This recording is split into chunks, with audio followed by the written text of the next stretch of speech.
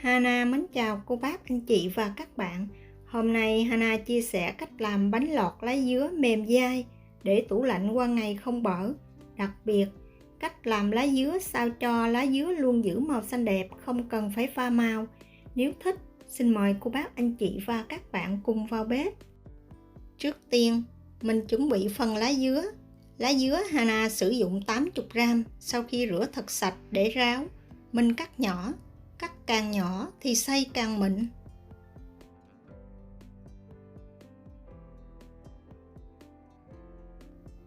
Để nước lá dứa luôn có màu xanh đẹp thì mình sẽ xay 2 lần.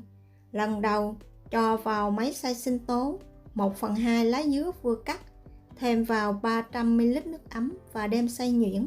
Nước ấm cũng giúp lá dứa luôn giữ màu xanh.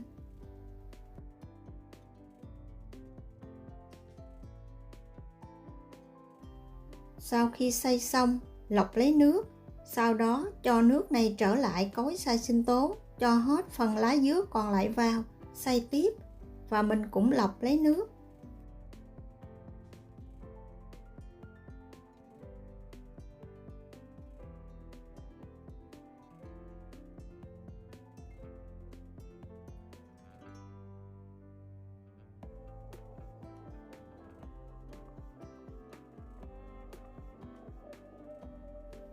Để bánh lọt luôn mềm dai, để tủ lạnh không bị bở, cần có tinh bột đậu xanh.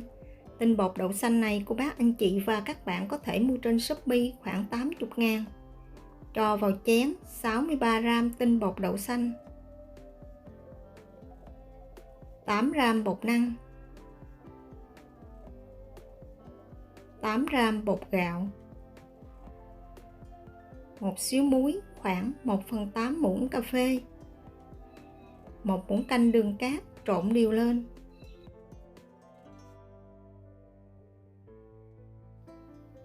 Nước lá dứa sau khi xay xong, mình chỉ cân lấy 250ml, cho hết vào tô bột, trộn đều. Để cho bánh lọt luôn có màu bóng đẹp thì Hana thêm 2 muỗng canh nước cốt dừa.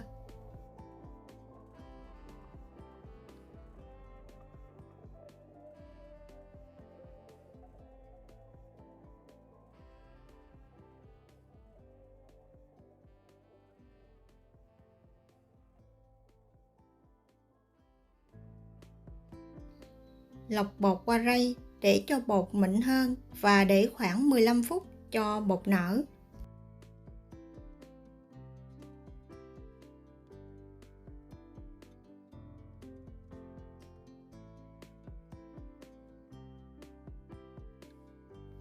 Sau 15 phút, cho vào son 250ml nước và đậy nắp lại nấu sôi.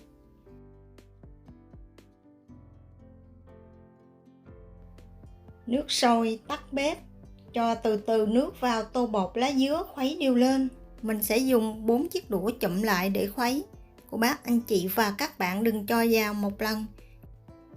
Cũng đừng đổ bột qua nước sôi, vì làm như vậy bột dễ dính đáy nồi do son còn nóng. Khi khuấy bột xong, cho tô bột trở lại son, bắt lên bếp, khuấy ở lửa vừa và nhỏ. Mình sẽ khuấy liên tục như vậy cho tới khi bột đặc lại.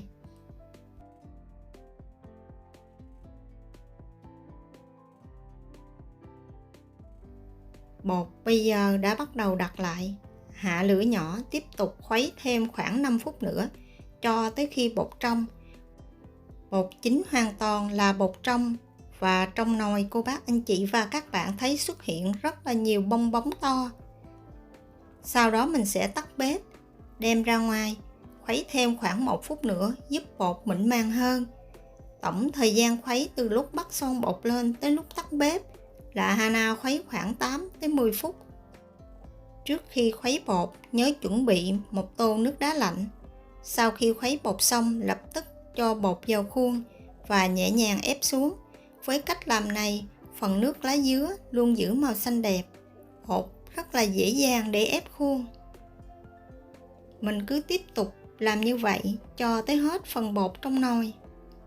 Nếu không có dụng cụ ép, có thể chà bột qua rổ hoặc cho bột vào bao ni lông, sau đó mình sẽ nhiễu từ từ. Nhưng bột rất là nóng, cô bác anh chị và các bạn nhớ đeo bao tay vào. Chỉ cần cô bác anh chị và các bạn để ý và làm theo những gì Hana chia sẻ thì mình có được một món chè bánh lọt vừa dai mềm vừa bóng đẹp.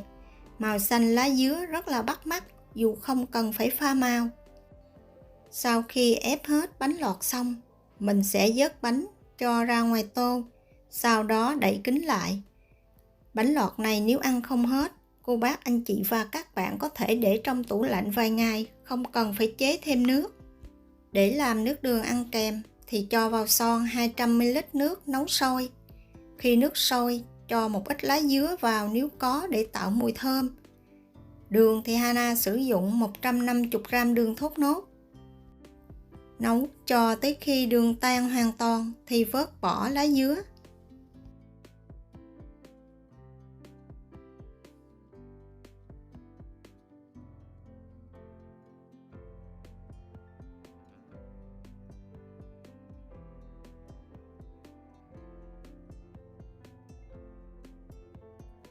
Thêm vào 30g gừng cắt nhỏ và 300ml nước cốt dừa khuấy đều, sau đó nấu sôi trở lại, tắt bếp.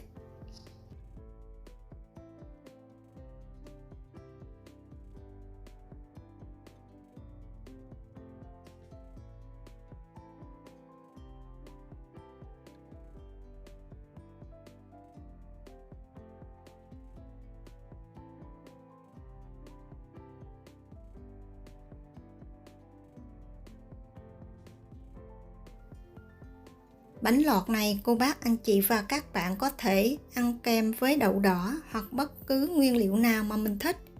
Vì nhà Hana đang có hạt lựu nên Hana ăn kèm chung với hạt lựu. Hạt lựu này Hana đã chia sẻ rồi.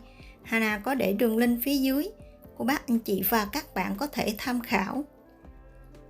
Vậy là Hana vừa chia sẻ với cô bác anh chị và các bạn thêm một món ngon cuối tuần cho gia đình của mình.